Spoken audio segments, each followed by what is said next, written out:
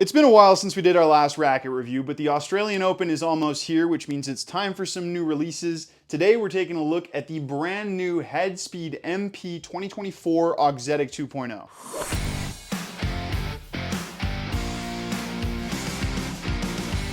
Hey everybody, it's Luca from Rackets Runners. We've been doing a lot of comparisons, top fives and whatnot, but we're finally back to our bread and butter to talk about a racket that I've been dying to talk about for a long time now. I've actually had the new Speed MP for a while now, so I've put a ton of time into it, and I obviously have a lot of things to say about this one in particular, but also this is my first Speed MP review, so I'm going to take my time to explain what makes this racket so good. And I'm not going to talk about this paint job because if I speak, I am in big trouble. But before we get into any of that, remember that the Speed or any of the rackets we talk about on this channel you can check out on our website racketsandrunners.ca. And please remember to like the video, subscribe to the channel, and let me know in the comments section what you want me to cover next. Okay, so Headspeed MP, let's talk about some specs. The specs you already probably know about are the 300 gram static weight, the 100 square inch head size, and the 23 millimeter constant beam. Those are unchanged, but two major specs have changed coming from the previous one. They've lowered the unstrung flex from 62 to 60 RA, and the major change is the boost in swing weight. The previous one swung at around 320 strung,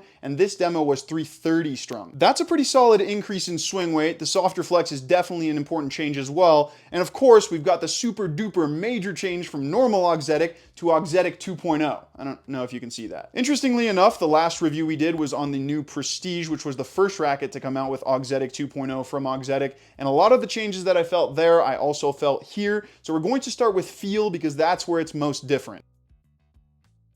Now, before we get into the difference in feel, I do just want to say that this is a very minor change that a super professional racket reviewer like myself only really felt when comparing the past and current speed with the exact same string at the same tension. For those of you who are curious, that string is Headlink's Tour at 52 pounds. So yes, the change is minimal. The good news is it's the exact same change in feel that I felt with the Prestige Pro, just a little bit more noticeable. And I think that's due to the thicker beam on this racket because there's just a little bit more material for the technology to do its magic. Boiling it down to a few words, the previous Speed feels hollow and metallic, and this feels a bit more solid and plush on impact. Now I'm going to stop right there because the previous Speed does not feel hollow and metallic. I want to make that abundantly clear. I wanted to say that for a bit of shock value, but it's only compared directly to this new one that I felt a tiny bit of that, and again, it's extremely minimal. So yes, Auxetic 2.0 does feel a little bit better, although that plusher feel could be considered a tiny bit muted, but I didn't really have a problem with that. I would say overall, this gives a better connection to the ball than the previous one. Obviously, I'm happy with this change. I'll always be happy when there are improvements in feel, but I will say this is a much less significant change than it was coming from the 360 Plus to the Auxetic. That's about all the effect Auxetic 2.0 has had on playability, but we're going to keep going with power, spin, control, and a few other playability characteristics, and talk about what makes the Speed MP so special, and of course, what the other minor changes have done to this racket. Before we talk about why ease of use is such an important characteristic on the Speed, we need to talk about what the Speed line represents. The whole point of the Speed MP is to have well-rounded playability, so it's a logical competitor to other well-rounded rackets like the Blade 98, E-Zone 98, and Radical MP. I'm going to make a huge claim here, and it might not actually be that controversial, but the Speed MP is better for all-around playability than all of those rackets, and that's in large part thanks to its user-friendliness. All three of those rackets I just mentioned are 98s and weigh 305 grams, so they are more difficult to swing for the average consumer. The Speed only weighs 300 grams, and it has a 100 square inch head size, so it's easier to bring quickly through contact, and the sweet spot is not nearly as punishing as on a 98. So in terms of user-friendliness, it's more similar to Pure Drives, E-Zone 100s, and Arrows than it is to the well-rounded 98s it's directly competing with. Other 300 gram, 100 square inch rackets are user-friendly, no doubt, but you don't become extremely well-rounded just by being user-friendly. Big sweet spots and low weights can take away from several playability characteristics, mainly control and connection to the ball, but that's not really the case on the Speed MP, and that's what makes this such a special 300 gram tweener. If you want to be well-rounded, you have to at least be competitive in classic control and connection to the ball. While I'm not going to tell you that rackets like the Pure Drive or E-Zone 100 are bad for control, they are definitely not as competitive as actual control rackets, and certainly not as competitive as the other well-rounded 98s I keep referring to. The Speed MP is. The two most important specs in giving it that good control are the constant 23mm beam and the soft 60 RA. While 23mm isn't thin, it's the fact that it's a constant beam that helps give it a super super consistent flex, which is something that a lot of undulating beamed 100s just don't have. So you get that consistent flex, and because it has such a low RA, you get really long dwell time, so you get a bit of that ability to guide your shot mid-swing like you do with really good control rackets. With all that said, there are a couple of things that affect its control that make it a level below true control rackets. For one, like I just said, that 23mm beam isn't thin. It's definitely not thick, but it's also not buttery smooth like what you'll get on a Blade, Pro Staff Prestige, or a Gravity. You get a tiny bit of stickiness when it flexes, which just means you won't have that same one-to-one connection to the ball like you'll have on a lot of those rackets, despite it still having very good feel. Then you look at the string pattern, and while it's definitely not as open as what you'll get on something like an Arrow, it is still a 1619 in a 100 square inch frame, so it is a little bit launchy, which can lead to some inconsistency at times. Overall, the Speed MP's control profile is excellent, but it's not up there with the best control rackets, which is totally fine because, again, this is an all-around racket, and we're about to talk about power and spin, and that's where it blows those rackets out of the water.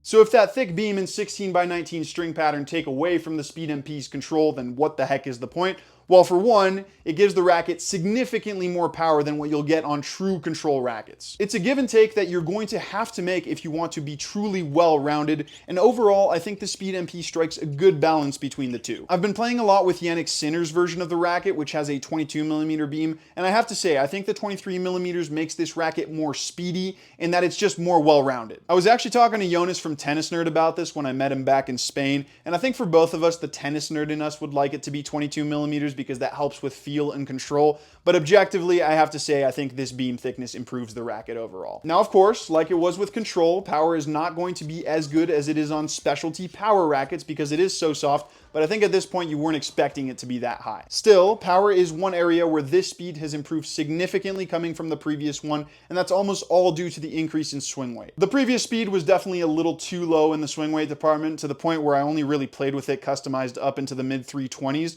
but I think that 330 is even better on this one. It packs a bit more punch and it just feels more solid and stable at that spec, so I think they nailed it here. Spin has also gotten better with that boost in swing weight. There's just a little bit more mass behind the ball when you're brushing up, and it's still a fast racket thanks to that low 300-gram static weight. It's also worth noting that while this aerodynamic throat definitely isn't as crazy as what you'll get from an Arrow or an Extreme, it does help to make the racket more whippy than a lot of other constant beam rackets that have a more traditional throat design. It's very similar to the Shift if you have played with that racket, although I'm pretty sure that more of you will have played with some sort of speed, but the Shift still is a little bit quicker thanks to that smaller head size. Also, like I said earlier, this isn't the most open 16x19 string pattern, so it won't have insane amounts of string movement, but especially if you play with a poly, you're never going to feel limited in the amount of spin you can produce. I actually prefer a spin profile like this compared to something like an Extreme because it may not artificially amplify spin, but because it feels more solid on impact, I feel like I can swing harder with more confidence and I end up getting more spin on average. Also, sometimes when a racket gets softer, it can lose a bit of spin, but I didn't feel that on this one, and that's probably thanks to this more refined version of Auxetic.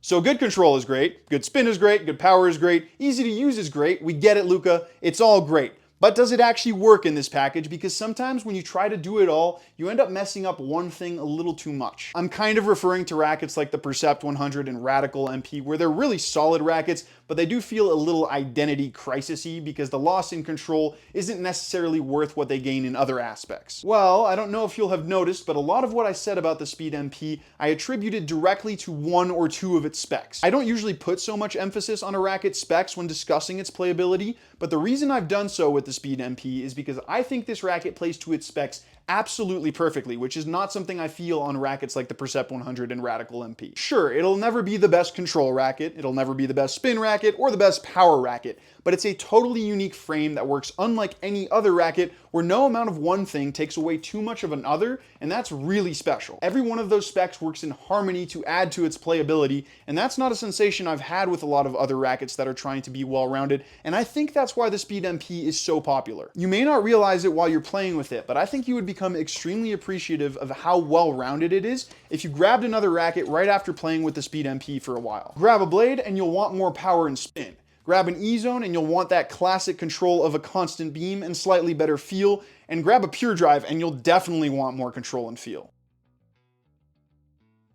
I've said a lot of good things about the Speed MP today because it's a really good racket that I hadn't taken the time to fully appreciate before, but I'm glad I did because now I totally understand why this is Head's best-selling frame. I think a lot of players should look into the Speed MP, especially aspiring juniors who may not need so much help with power, but also don't want to go to the full control side of things with thin-beamed 98s. Also, I said this in the previous video, but you all-court players could really appreciate this playability as well. Because it's so well-rounded, there's never going to be one situation where you feel that it's lacking, and that's obviously great for all-courtedness. There's one more player type that I want to recommend this to, and that's to you players using super classic frames still because you like how they feel, but you are willing to try something that has more modern playability. I'm not talking to you players who like your classic sticks and never want to try anything new. You're not going to like this, it's not traditional. Those of you who are willing to come into this with an open mind would really appreciate the added spin, power, and user friendliness it gives you, and it's not going to feel too different in terms of feel and control the way something like a pure drive would. It's a racket that a lot of people can appreciate. It's also worth noting that it's a great platform racket because it is so light in stock form, but we might get into that more in another video. For now though, that is going to be the end of this one. Thank you so much for watching. Remember that if you do want to demo the Speed MP, you can come visit us in store, or you can check it out online at racketsandrunners.ca.